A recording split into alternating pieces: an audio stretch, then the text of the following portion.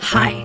To start with the recipe, first, let's mix 2 tablespoons of custard powder with a 1/4 cup of cold milk.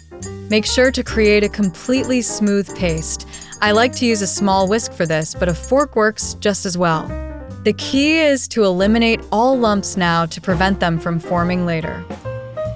Now take the remaining milk, about 1 3/4 cups, and heat it in a saucepan until you see small bubbles forming around the edges. Don't let it come to a full boil. We're looking for that perfect gentle simmer where tiny bubbles are just breaking the surface. Here comes a crucial step. Add your custard mixture to the simmering milk. The trick is to keep whisking constantly while you pour. I always tell my viewers, one hand pours, the other hand whisks. This prevents those pesky lumps that can ruin the smooth texture we're aiming for. Keep cooking on low to medium heat for 5 to 7 minutes, stirring continuously.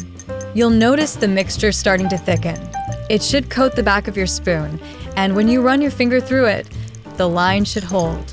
That's how you know it's reached the perfect consistency. Remove your pan from the heat and let the custard cool completely. Don't rush this step. Patience is key here. To prevent a skin from forming on top, you can place plastic wrap directly on the surface of the custard if you like. Once cooled, it's time to add 2 tablespoons of your preferred natural sweetener. I'm using stevia here, but monk fruit or erythritol work great too. Whisk it in well until everything is perfectly combined. For our fruits, we need 2 cups of mixed fruits. I'm using apples, bananas, and mangoes today, but you can use any fruits you love. Wash them thoroughly, peel if needed, and chop them into bite-sized pieces. Try to keep the pieces similar in size for the best presentation. Time to combine everything. Give your cooled custard one final whisk to make sure it's smooth, then pour it over your prepared fruits. Fold everything together gently. We want to coat the fruit without breaking or mashing it.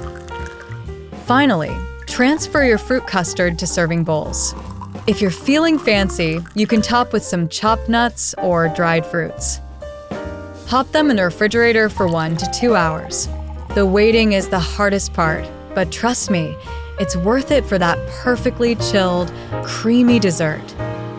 And that's how you make this delicious recipe.